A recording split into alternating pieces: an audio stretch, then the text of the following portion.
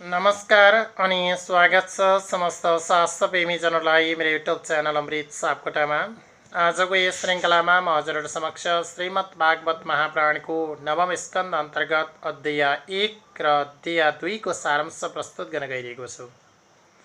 यसरी सुखदेव स्वामीले राजा परीक्षितलाई श्रीमद् भागवत महापुराण सुनाउँदै जाने क्रममा सुखदेव स्वामी भन्नुहुन्छ, नौत राजन, मैले तपाईलाई श्रीमद् भागवत महापुराणको अष्टम स्कन्धसम्मका सारा रसामृतहरू पान गराइसकेँ। अब नवस्कन्ध सुरु हुन्छ। सानो कथा वर्णन सुरु भयो। यो 24 अध्यायले पूर्ण भएको नवस्कन्ध अन्तर्गत रहेर तपाईलाई के सुन्ने इच्छा छ बधाई बक्सियोस् भनेर सुखदेव स्वामीले राजा परीक्षितलाई भनेपछि राजा परीक्षित भन्छन्, सुखदेव स्वामी, तपाईँका मुखार बिन्दुबाट मैले श्रीमद् भागवत महापुराणका धेरै रसामृतहरू पान गर्दै आएँ। अब यो नवम स्कन्ध अन्तर्गत रहेर मैले वैवस्वत मनुको प्रसङ्ग अथवा वैवस्वत मनु वंशको विस्तार कसरी भयो त्यस विषयमा सुन्न चाहन्छु। मलाई वैवस्वत मनुको बारेमा बताइ बक्सियोस्। यसरी राजा परीक्षितले वैवस्वत मनुको बारेमा सुन्ने इच्छा प्रकट गरेपछि सुखदेव स्वामी भन्न थाल्नुहुन्छ, कुनै एक समयमा सूर्यका छोरा जसलाई श्राद्धदेव अथवा उनी वैवस्वत मनु हुन्, श्राद्धदेवलाई सन्तान प्राप्त अथवा सन्तानको नाममा पुत्र प्राप्ति भएन। यसरी श्राद्धदेवलाई पुत्र प्राप्ति नभइसकेपछि उनले पुत्र जन्माउनको लागि पुत्रोष्टि यज्ञ गरे। यसरी पुत्रोष्टि यज्ञ गर्ने क्रममा गुरु वशिष्ठलाई मूल पुरोहित बनाएर बोलाइयो। साराका सारा विद्वान ब्राह्मणहरूलाई बोलाइयो। वेद शास्त्रको ध्वनि भयो, शङ्ख घण्टको ध्वनि सहित यज्ञ आरम्भ भयो। श्राद्धदेवले अत्यन्तै प्यारका साथ, अत्यन्तै खुसीका साथ, अत्यन्तै तामझामका साथ वशिष्ठ लगायतका अत्यन्तै प्रकाण्ड विद्वान गुरुहरूलाई राखेर यज्ञको शुभारम्भ गरे। यसरी यज्ञ चल्दै थियो। एकातिर जहाँ सूर्य ठेले भनेर चिनिन्छन् अथवा होमनादि कर्म गर्न बसेका पुरोहितहरूले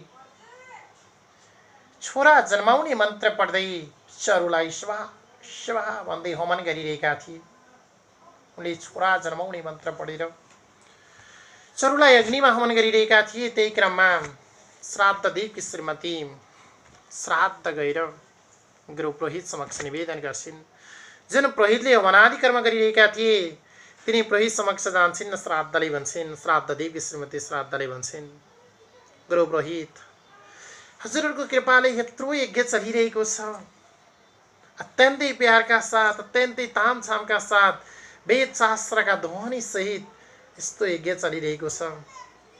साराका सारा जगत कम्पैमान भएको छ। ओहो, कहाँ कस्तो यज्ञ चल्यो भनेर सारा जगत खुसी भइरहेको छ। यस्तो खुसी गराउन सक्ने हजुरको कृपा छ। हजुर समक्ष म एउटा कुरा निवेदन गर्न चाहन्छु भनेर श्राद्धदेवकी श्रीमती श्राद्धले जुन हवनादि कर्म गर्न बसेका पुरोहित थिए उनी समक्ष गएर बिन्ती गर्छिन्। त्यसपछि गुरु पुरोहित भन्नुहुन्छ, तपाईँको बिन्ती बताइ बक्सियोस्, चढाइ बक्सियोस्। के छ, ठिक छ, हामीले सुन्न मिल्ने भए अथवा हामीले परिवर्तन गर्न मिल्ने भए अथवा हामीले तपाईँ उपर केही दया राख्न मिल्ने भए हामी राख्छौँ, बताइ बक्स्यो। त्यस पछाडि श्राद्धदेवकी श्रीमती श्राद्धले भन्छन्, गुरु, यत्रो पुत्रोष्टि यज्ञ चलिरहेको छ। अत्यन्तै तामझामका साथ, अत्यन्तै प्यारका साथ मेरा श्रीमान जुन श्राद्धदेव हुन् उनको निमन्त्रणलाई स्वीकार गरेर तपाईँ जस्तो प्रकाण्ड विद्वानद्वारा यत्रो यज्ञ चलिरहेको छ। मेरा श्रीमान श्राद्धदेवलाई छोरा नै जन्माउने चाहना छ, तर मलाई त्यो चाहना छैन। मलाई छोरी चाहिएको छ। मलाई छोरी जन्माउनका लागि मन्त्र पढेर हवन गरिदिनुहोस्। बरु तपाईँ समक्ष मैले छुट्टै भेटी चढाउँछु भनेर श्राद्धले भन्छन्। त्यस पछाडि गुरु पुरोहितलाई साह्रै सङ्कट पर्छ। ओहो, यस्तो प्यारका साथ, यस्तो तामझामका साथ, यस्ता प्रकाण्ड विद्वानका साथ पुत्रोष्टि यज्ञ चलिरहेको छ। श्रीमानको चाहना छ पुत्र प्राप्ति गर्ने, तर उनीकी श्रीमतीको चाहना छ पुत्री जन्माउने। अब के गर्ने? त्यस पछाडि पुनः श्राद्धले भन्छन्, तपाईँलाई म छुट्टै दक्षिणा दिन्छु। मेरो श्रीमानले दिए भन्दा म फरक थपेर तपाईँलाई दक्षिणा दिन्छु। तपाईँलाई खुसी बनाउने काम त मेरो हो, तर पुत्री अथवा छोरी जन्मने मन्त्र पढेर हवन गरिदिनुहोस्। मलाई चाहिएको छ छोरी, मलाई होइन छोरा। श्राद्धले भन्छ। त्यसपछि गुरु पुरोहितले सोच्छन् हो ठिकै छ, अत्यन्तै प्यारका साथ एउटाले बोलाएको छ, पुत्रवृष्टि यज्ञ चलिरहेको छ, तर हामीलाई छुट्टै दक्षिणा आउँछ भने हामी गरिदिउँला। आखिर हेर्नुहोस् त, धन भनेपछि त महादेव्य पनि त्यही नेत्र खोल्छन्। घुसपेटको चलन त उही बेलामा पनि रहेछ। अहिले यहाँ कसैले फलाना कार्यालयमा फलानाले घुसका गरेर कहाँको अख्तियार बोलाउनु, बेकार छ। हेर्नुहोस्, उही बेलादेखि चलिरहेको घुसपेटको चलन आज पनि चलिरहेको छ। आज हाम्रो समाजमा घुसपेट छ। ऊ बेलामा त्यत्रा त्यत्रा यज्ञहरू गर्दा, त्यत्रा त्यत्रा प्रकाण्ड विद्वानले यज्ञ सञ्चालन गर्दा पनि घुसपेटको चलन थियो। श्राद्ध दिएकी श्रीमती श्राद्धले लिएर ब्राह्मणलाई पनि म छुट्टी तपाईँलाई दक्षिणा निवेदन गर्छु, मेरा श्रीमानले दिएभन्दा डबल त्रिबल कति चाहिन्छ म तपाईँलाई दिन्छु, तर मेरो कुरा सुनि बक्सियोस्। मलाई पुत्र होइन पुत्री जन्माउने मन्त्र पढेर हवन गर्ने बक्सियोस्। त्यस पछाडि ब्राह्मण वर्गहरू पनि अब धन पाएपछि त खुसी नै हुने भए, घुस पाइयो ठिकै छ। एउटाले बोलायो, एउटा यज्ञ गरे, हामीले त आखिर मन्त्र पढ्ने नै हो, मन्त्र पढेर सभा भनेर हम्दै नै हो। चाहनै त्यही छ भने त तपाईँको चाहना पनि पुरा गरिदिनु पर्यो, तपाईँको चाहना पनि पुरा हुने, हामीलाई धनले पनि पुऱ्याउने, लक्ष्मीले खोल्टी पनि भरेने। ठिक छ, हामी गरिदिन्छौँ। सहस्र स्वीकार भयो ब्राह्मणद्वारा। अनि छोरी जन्माउने मन्त्र पढ्दै हवनादि कर्मस्वरूप सभा भनेर चरो हवन गर्न थाल्यो। यज्ञ समापन भयो अत्यन्तै तामझामका साथ, प्यारका साथ, वेद शास्त्रका ध्वनि सहित, शङ्ख घण्टाका ध्वनि सहित, शुभ आरती सहित, पुष्पाञ्जली सहित यज्ञ समापन भयो। यज्ञ समापन भइसकेपछि श्राद्धदेव अत्यन्तै खुसी भए, अब मेरो सन्तानको रूपमा छोरा जन्मिनेछ। अहो म कति भाग्यमानी, कति भाग्यशाली, मेरो पनि छोरा हुने। म साह्रै खुसी बढ्यो। हेर्नुहोस् एकातिर। तर अर्कोतिर श्राद्धलाई लागेको थियो अब छोरी जन्मिनेछ, म पनि अत्यन्तै भाग्यवान, मेरा पतिदेवको छोरा जन्माउने चाहना छ, अब छोरी जन्मिनेछ। अनि पतिदेवले के गर्ने हुन्, उनको मनमा तरङ्ग उब्जिन थाल्यो। यसरी तरङ्ग उब्जिँदै जाँदा सन्तान प्राप्ति भयो। सन्तानको नाममा छोरी जन्मिन्। यसरी नामाकरण गरियो, छोरीको नामकरण भयो र छोरीको नाम इला भन्ने नाम राखियो। अत्यन्तै राम्री, अत्यन्तै सुन्दरी थिइन् उनी, सारा जगतलाई उज्यालो बनाउने अत्यन्तै तेजस्वी छोरीको जन्म भयो, नाम इला राखियो। तर श्राद्धदेवलाई खुसी छैन, उनको अनुहारमा साह्रै मलिनता छायो, किनभने उनले त पुत्र प्राप्तिका लागि त्यत्रो उत्कृष्ट यज्ञ गरेका थिए, तर पुत्री प्राप्ति भएकोमा उनलाई मलिनता थियो। त्यस पछाडि श्राद्धदेव त्यही मलिन अनुहार लिँदै गुरु वशिष्ठकामा पुग्छन् र वशिष्ठसँग गएर निवेदन चढाउँछन्। गुरुदेव, तपाईँ जस्ता प्रकाण्ड विद्वानले यत्रो यज्ञ सञ्चालन गरेको ठाउँमा उत्कृष्ट यज्ञ भनेर गरियो, तर पुत्री प्राप्ति भयो, त साह्रै अनर्थ भयो नि गुरु, यो के भयो? यसलाई त बताउनै नसकिने भयो नि, साह्रै अपत्यारिलो भयो, पुत्री जन्मेकी छ, यो के हो त भनेर श्रद्धादेवले सोधेपछि गुरु वशिष्ठले यसो ध्यान मनन गरेर हेर्नुहुन्छ र भनिदिनुहुन्छ कि यो गल्ती हाम्रो थिएन, यो गल्ती त तिम्रै श्रीमती श्राद्धको थियो। उसले जहाँ सूर्य ठेले भने राखिएका त्यो पुरोहित थिए अथवा हवन आदि कर्म गर्न बसेका पुरोहित थिए, उनलाई गएर छुट्टै दक्षिणा दिएर पुत्र प्राप्तिका लागि मन्त्र होइन पुत्री प्राप्तिका लागि मन्त्र गरेर हवन गर्न लगाएकी थिइन्। त्यसकारण तिमीमा पुत्री प्राप्ति भइन्, पुत्र प्राप्त हुन सकेन। यो गल्ती हाम्रो होइन, हामी जस्ता प्रकाण्ड विद्वानले गरेको यो गल्ती होइन, यो त तिम्रै श्रीमतीले गरेको, उनीलाई भन के भन्न सजाऊ। त्यसपछि श्राद्धदेव अत्यन्तै मलिन अनुहारका साथ घरमा आउँछन्, आफ्नो श्रीमतीलाई हकार्न थाल्छन्। हे यत्रो पानी त तँ पो रहेछस्। एउटा श्रीमानको चाहना एकातिर थियो, त्यत्रो उत्कृष्ट यज्ञ गरे, त्यत्रो तामझाम गरे, त्यत्रा गुरुवर्गहरूलाई बोलाए, आज ममाथि नै यत्रो अनर्थ, त दुष्ट पो रहेछस्। आफ्नो श्रीमतीलाई हकार्छन्। पुनः वशिष्ठसँग गएर वशिष्ठ गुरुकै चरणमा पर्छन् उनी। गुरुदेव, साह्रै अनर्थ भयो, तपाईँ जस्ता प्रकाण्ड विद्वानले गरेको यज्ञबाट पुत्री रहनु यो त तपाईँको लागि पनि राम्रो होइन। हो उसले गल्ती गरी, महाकी कमजोरी मेरो श्रीमती केही हो, उसले नै ठुलो गल्ती गरेकी छ।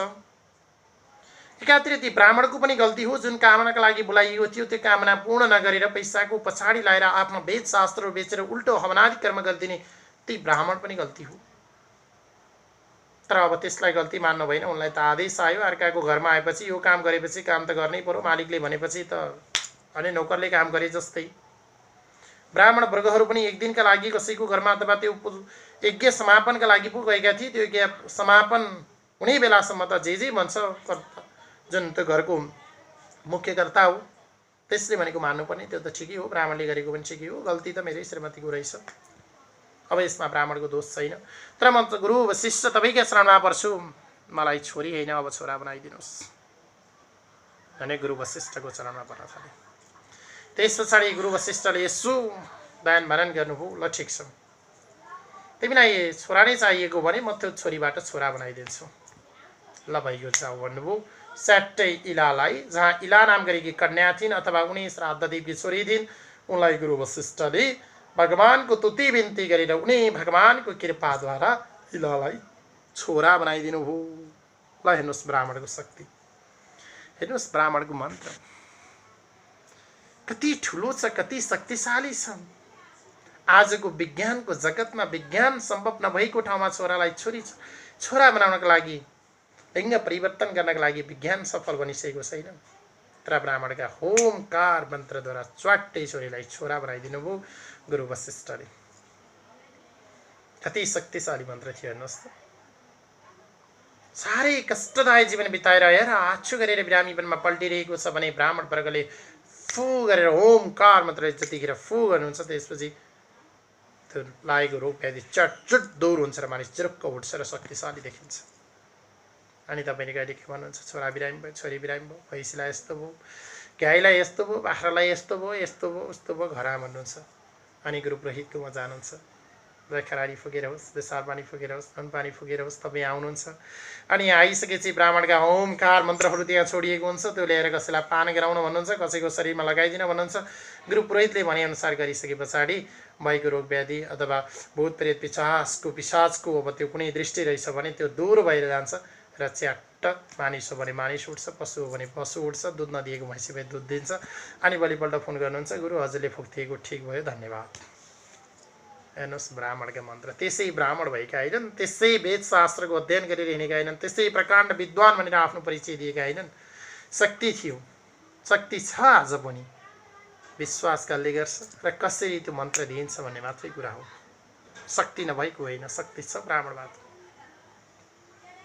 यता गुरु वशिष्ठले इलालाई जुन श्रद्धादेवको चाहना अनुसार नै छोरा बनाइदिनु भयो, लिङ्ग परिवर्तन गराइदिनु भयो। ल हेर्नुहोस्, नछोइकिन ओमकार मन्त्रद्वारा यसरी उनलाई छोरा बनाइसकेपछि अब त नाम पनि परिवर्तन गर्नु पर्यो, फेरि इला राख्नु त भएन। र नाम के राख्ने त गुरु वशिष्ठ भनिसकेपछि, ल ठिक छ, आजबाट तिमी सुधारिएको हुनाले हिजो छोरी थियो आज छोरा भन्यो, लिङ्ग पनि सुधारिएर आयो, तिम्रो विवाह पनि अब सुधारिएर आउनेछ, साराका सारा अङ्गले त छोराको पहिचान दिन पर्यो। त्यो सुधारिएर आएको हुनाले तिनको नाम सुधारिएको हुनाले सुधुम्न रह्यो भनेर सुधुम्न नाम राख्थेनु भयो। यसरी श्रद्धादेवका छोरा सुधुम्न रहे। यसरी सुधुम्नलाई अत्यन्तै प्यारका साथ हुर्काइयो, अत्यन्तै खुसियाली भए, खुसी भयो। श्रद्धादेवको अनुहारमा साह्रै खुसी छायो। गुरु वशिष्ठलाई उनले पुनः दण्डवत गर्दै त्यहाँबाट उनी हिँडे, आफ्नो घरतर्फ लागे, प्यारका साथ आफ्नो छोरालाई हुर्काए। र कुनै एक दिनको कुरा थियो, सुधुम्न आफ्ना गणका साथ घोडामा चढेर एलावृत खण्डको अम्बिका भन्ने जङ्गलमा उनी शिकार गर्नका लागि गएका थिए। उनी सुधुम्न जसलाई इलाबाट सुधारिएर छोरीबाट छोरा बनाइएको थियो, तिनी सुधुम्न एलावृत खण्डको अम्बिका भन्ने जङ्गलमा आफ्ना गणका साथ घोडामा चढेर शिकारका लागि गएका थिए। यसरी घोडामा चढेर शिकारमा गइसकेपछि जङ्गलको बिचमा गएर यताउति उनले शिकार हेर्दै थिए। त्यही क्रममा सुधुम्नलाई पिसाब लाग्यो। यसो पिसाब हेर्न आफ्ना गणलाई छोडेर यसो उतापट्टि गएका थिए झाडीतिर। हेरेर पिसाब हेर्ने क्रममा त उनले यसो चाल पाउँछन् कि आफू त पुरुष होइन, त्रिजाति भएको। हेर्नुहोस्, पुरुष गएको छ महिला, यसो आफ्नो शरीरमा हेर्छन् सबै महिलाको वेश, स्तनहरू पनि महिलाको आकारका बनिसकेका छन्, स्वरूप पनि महिलाको आकारमा देखिन थाल्यो। साह्रै अनर्थ भयो। सुधुम्न त डरले काम्न थाल्यो, साह्रै अनर्थ भयो। पुरुष गएको छ, महिला भइसक्यो, त्रिजाति भइसक्यो। यो त के भयो, साह्रै अनर्थ भयो नि। उनलाई डरले काम्न थाल्यो। ओहो अब कसलाई भने हेर आछु, के गर्ने होला। पुरुष त त्यही भयो, ढङ्गै परिवर्तन भयो। त्यस पछाडि उनी आएर यसो हेर्छन्, आफू चढेर गएको जुन घोडा थियो त्यो घोडा होइन घोडी भइसक्यो। फेरि यसो हेर्छन् घोडी नै छ, त्यहाँ पनि अनर्थै छ। चढेर आएको त घोडा हो, रथमा चढेर आएको। यसो उनले आफ्ना गणहरू हेर्छन्, गणहरू पनि जो पुरुष गणलाई अथवा अब सेना प्रहरी उनले जुन लिएर गएका थिए त्यो लिएर गएको। यसो हेर्दा त सबै त्रिजाति भएका छन्। जङ्गलमा यता हेर्छन् उता हेर्छन्, त्रिजाति मात्रै सारको छँदैछ। साह्रै अनर्थ भयो। ओहो यो त के भयो भने हेर आछु भयो, सबैमा डर भयो। अब फर्किने कसरी? पुरुष आएको, त्रिजाति भयो, अब फर्किने कसरी? यसो उनले ध्यान विचरण गर्छन्। विचरण गर्ने क्रममा त के भएको रहेछ, यसो बुझ्दै जाँदै क्रममा त्यो जङ्गललाई श्राप परेको रहेछ। हेर्नुहोस्, त्यो जङ्गलमा श्राप थियो। किनभने कुनै एक समयमा पहिला शिवजी अत्यन्तै सुन्दर थियो, अम्बिका नाम गरेको जङ्गल। त्यो जङ्गलमा शिवजीले पार्वती मातासँग रासलीला गर्दै हुनुहुँदैछ। अत्यन्तै प्यारका साथ खेलिरहनु भएको थियो शिवजी र पार्वती माता। पार्वती माता शिवजीसँग खेल्ने क्रममा नाङ्गै हुनुहुन्थ्यो। यसरी नाङ्गो भेषमा आफ्ना पतिदेव शिवजीसँग अत्यन्तै प्यारका साथ अत्यन्तै रमाइलो मान्दै खेल्नु भएको थियो। त्यही खेलिरहेको क्रममा सनक आदि 4 ऋषि कुमारहरू जङ्गलमा विचरण गर्न भनेर त्यही अम्बिका जङ्गलमा प्रवेश गरेका रहेछन्। विचरण गर्दै गर्दै गर्दै गर्दै गर्दै जाने क्रममा जुन ठाउँमा शिवजीसँग पार्वती माता नाङ्गै रासलीला गरिरहनु भएको थियो त्यही ठाउँमा टुप्लक्क पुग्छन्। त्यो ठाउँमा पुगिसके पछाडि शिवजी र पार्वती माताको त्यो भेष सनक आदि 4 ऋषिहरूले देख्छन्। उनीहरूले त कुनै उपहास गरेका थिएनन्, तर पार्वती माताले जब सनक आदि 4 ऋषिहरूलाई देख्नुभयो, लाजले बुतुक्कै हुनुभयो। लाजले गर्दा राति र पिरी देखिनुभयो। त्यस पछाडि अत्यन्तै डरका साथ उहाँले आफूले जुन वस्त्रहरू फाल्नुभएको थियो ती वस्त्रहरू तान्न थाल्नुभयो र शरीर ढाक्न थाल्नुभयो। यसरी वस्त्र तानेर ढाकिसके पछाडि आफ्नो श्रीमती अथवा जुन पार्वती माताको त्यो चाल देखेपछि शिवजीलाई पनि केही मात्रामा अप्ठ्यारो लाग्यो। ओहो हामी रासलीला गरिरहेको बेलामा अब यसरी सनकादि 4 ऋषि कुमारहरू आए, उनीहरूलाई पनि थाहा भएन, आइहाले। ठिकै छ पार्वती माता, तिमीले चिन्ता नगर, तिमीले लाज मान्नु पर्दैन, कुनै अप्ठ्यारो मान्नु पर्दैन, यसको समाधान म गर्छु भनेर शिवजीले भन्नुभयो। र शिवजीले त्यो जङ्गललाई एउटा यस्तो श्राप दिनुभयो कि आजबाट यो जङ्गलमा अम्बिका नाम गरेको जङ्गल जुन यो क्षेत्रको जङ्गल छ, यसमा जो प्रवेश गर्ला त्यो पुरुष जाति अथवा जुन पुरुष यसमा प्रवेश गर्ला त्यो त्रिजाति भइजाओस् भनेर शिवजीले श्राप दिनुभएको रहेछ। त्यसकारण त्यो अम्बिका नाम गरेको जङ्गलमा जुन पुरुष गए पनि त्रिजाति हुन्थे। जो प्रवेश गर्छ उत्तिखेर त्रिजाति भइहाल्ने, जुन पुरुष जान्छ त्रिजाति भइहाल्ने। त्रि गए ठिक छ, त्रि नै भइरहँ, त्रिजाति नै भयो। त्यो स्त्री जाति गएन भने पुरुष प्रवेश गर्यो भने स्त्री जाति हुने रहेछ। त्यो श्राप परेको रहेछ भने त्यो सुदुम्नलाई पहिला थाहा भएन, जसले गर्दा त्यो ठाउँमा गए र सुदुम्न सहित उनका गणहरू उनी चढेर गएको घोडा पनि त्रिजाति भइगए। अब त साह्रै अनर्थ भइसक्यो।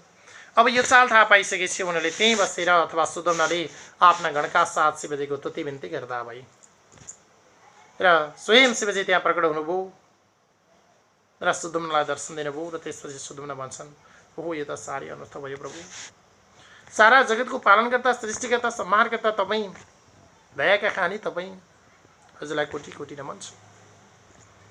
अब मेरो यो अवस्था भयो, मलाई थाहा भएन, अनर्थ भयो, मलाई पुरुष जाति नै बनाइदिनुहोस् भनेर शिवजीको चरणमा परिसकेपछि तुति बिन्तीद्वारा चरणमा परिसकेपछि शिवजीले भन्नुहुन्छ, ठिकै छ, जानेर छोए पनि नजानेर छोए पनि आगोले पोल्छ, तिमी जानेर आयौ या नजानेर आयौ तर तिमी त्रिजाति भइगयौ। हेर्नुहोस् त, आगो लागेर जानेर छोए पनि चुस्स छोए पनि पोल्यो, नजानेर छोए पनि पोल्यो। त्यसकारण तिमी जानेर यसमा प्रवेश गर्यौ यो जङ्गलमा अथवा नजानिकन प्रवेश गर्यौ त्यो थाहा भएन। मेरो श्राप परेको हुनाले यो जङ्गलमा जो पुरुषहरू आउँछ त्यो त्रिजाति बन्नु नै थियो, तिमी पनि भन्यौ।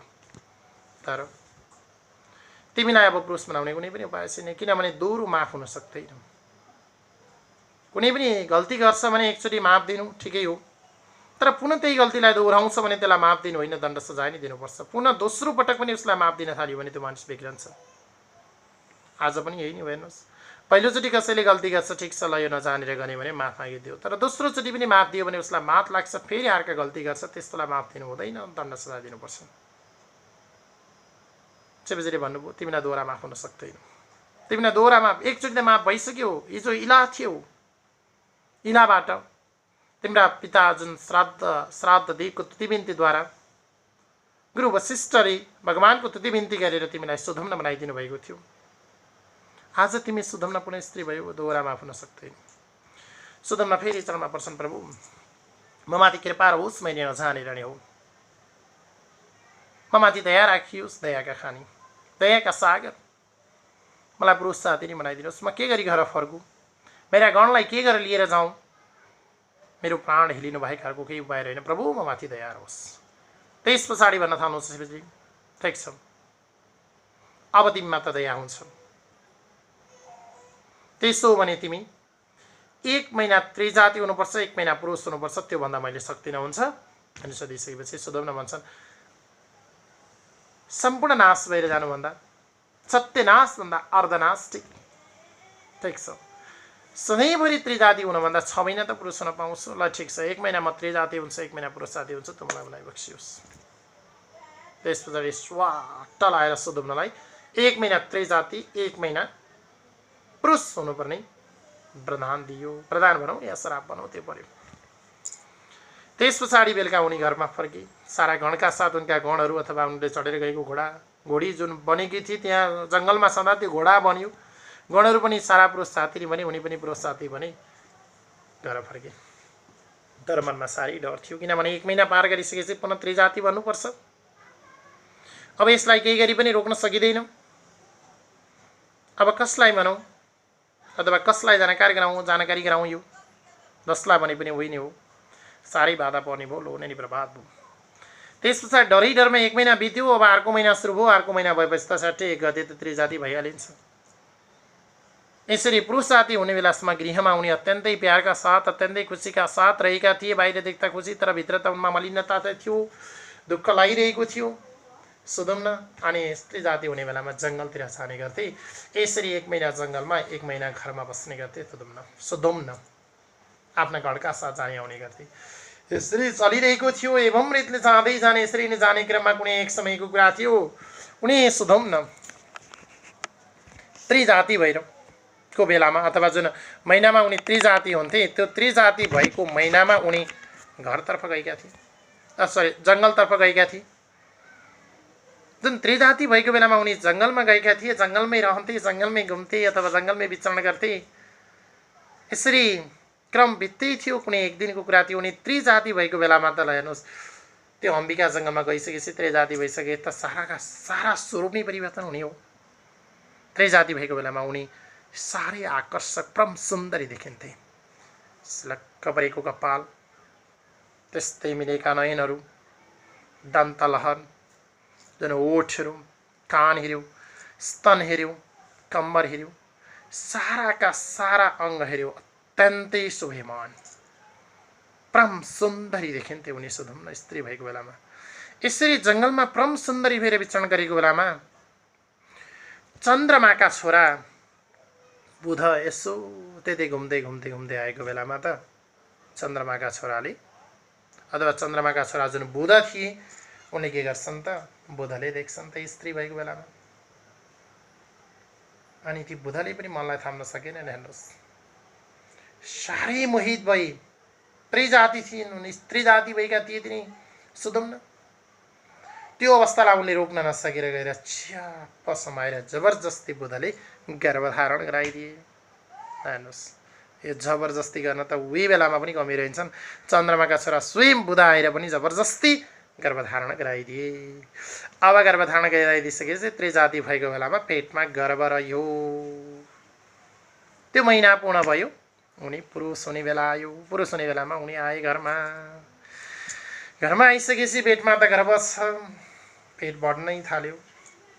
घरमा छँदा त उनी पुरुष छन्, पुरुष भएको बेलामा मात्रै आउँथे, यसो हेऱ्यो अनि पेट त बढ्न थाल्यो। ओए लौ नि के भयो भन्यो, ग्यास्ट्रिकले होला बढेको भन्नै पर्यो बिचरा, अब गर्भ छ भन्न भएन। हेर आछु वाक्केर बिक्के चल्न थाल्यो। लौ के भयो भन्दा यो ग्यास्ट्रिकले हो पेट बिग्रियो भने यसरी पेट बिग्रिसके पछाडि अब पेट त बढ्दै बढ्दै बढ्दै बढ्दै गयो। गइसकेपछि मास पुरा भयो। उनी घर आएको बेलामा पेट ठुलो देखिन्थ्यो, के भयो यस्तो भन्दा ग्यास्ट्रिक भन्थे। वाक्की र बिक्की हुन्थ्यो, के भयो खाना पसेन भन्थे। पेटमा गर्भ छ भन्ने कुरा भएन। धन्न धन्न उनी जङ्गलमै प्रवेश गर्ने जुन मास थियो त्यही मासमा बच्चा जन्मियो। यसरी बच्चा जन्मिसकेपछि पुरुरवा नामको छोरा जन्मियो, जुन बुधको गर्भबाट र जुन बुधले गर्भधारण गराइदिएका थिए। सुदुम्नको जुन गर्भबाट पुरुरवा नाम गरेको छोराको जन्म भयो। अब पालन पोषण त गर्न पर्यो। यसरी पालन पोषण गर्दै जाने क्रममा एक कान दुई कान तीन कान सारा जगतलाई थाहा भएर भन्न थाले कि सुदुम्नलाई ओहो 1 महिना छोरा जाति हुन्छ अरे, 1 महिना छोरी जाति हुन्छ अरे, कस्तो अनर्थ भन्न थाले। सबैले उपहास गर्न थाले, खिल्ली उडाउन थाले। अब सुदुम्नलाई खिल्ली उडाउन थाल्यो। यसरी गाली बेइज्जती गर्न थाल्यो। त्यो बेइज्जतीलाई सहन हुन सकेनन्। साह्रै अनर्थ भयो, जीवन त बेकार भयो मेरो, धिक्कार रहेछ मेरो जिन्दगी भनेर कहिले त्रिजाति कहिले पुरुष जाति हुँदा सबैको उपहासलाई सहन नसकेर सुदुम्न वनवासी भएर हिँडे। उनले आफ्नो गृहलाई त्यागिदिए। उनी अब सदाका लागि जङ्गल जान थाले। साराका सारा सम्पत्ति जमिनहरू सबै छोडी, मातापिताहरू सबै छोडी र उनी जङ्गलमा प्रस्थान गरी वनवासी भएर हिँडे। त्यो लाजलाई पचाउन सकेनन्। यता सुदुम्न वनतर्फ गएपछि, वनवासी भएर हिँडेपछि श्रद्धा देवले पुनः पुत्र प्राप्तिका लागि विष्णु भगवानको आराधना गरे। उनी विष्णु भगवानको आराधना गरिसकेपछि विष्णु भगवानको तुति बिन्तीद्वारा विष्णु भगवानलाई खुसी बनाएर 10 छोरा जन्माए। फेरि यसरी 10वटा छोरा जन्माइसकेको थिए। 10वटा छोरा मध्येको जहाँ प्रिसध्र भन्ने एउटा छोरा थियो, त्यो प्रिसध्रलाई स्वयं गुरु वशिष्ठले लिएर गोठालोको रूपमा आफ्नो आश्रममा राखिदिनु भयो। गुरु वशिष्ठले लानुभयो। हिजो गुरु वशिष्ठले हिला नाम गरेकी उनीकी छोरी श्रद्धा देवी छोरीलाई सुदुम्न बनाइदिनु भयो। उनी जङ्गलमा जाने क्रममा अम्बिका नाम गरेको जङ्गलमा जाँदा पुनः त्रिजाति हुन पर्यो। जहाँ शिवजीले दिएको जुन श्राप थियो त्यो जङ्गलमा, जसले गर्दा त्रिजाति बने। फेरि शिवजीको तुति बिन्तीद्वारा उनी 1 महिना छोरा 1 महिना छोरी बनेका थिए। यसरी जङ्गलमा जाँदा चन्द्रमाका छोरा बुधले गर्भावती बनाइदिए र पुरुरवा नाम गरेको सन्तान जन्मियो। र सबैले अन्तिममा थाहा पाइसके पछाडि कहिले त त्रिजाति कहिले त पुरुष जाति भएको त्यो उपहासलाई सहन नसकेर उनले वनवास गए।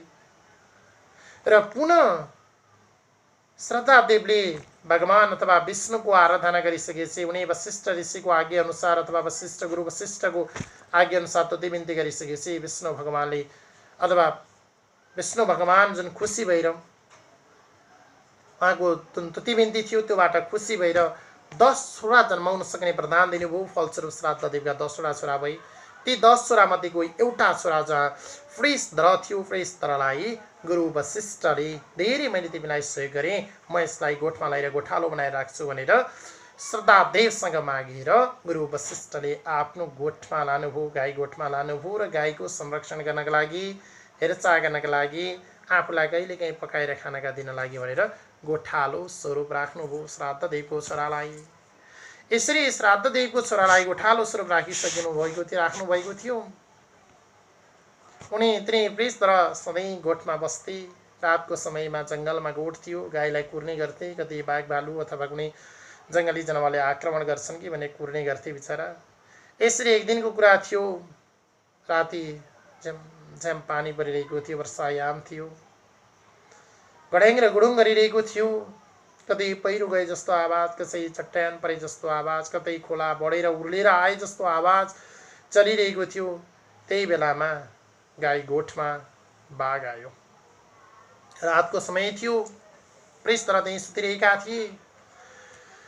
बाघ आयो। बाघ आइसकेपछि उनले साथमा एउटा हतियार लिएर बसेका थिए। रातको समयमा कुनै जङ्गली जनावरले आक्रमण गरे भने त्योबाट गाई गोरुलाई बचाउनुपर्छ, म पनि बच्नुपर्छ भनेर ठुलो तरबार लिएर बसेका थिए।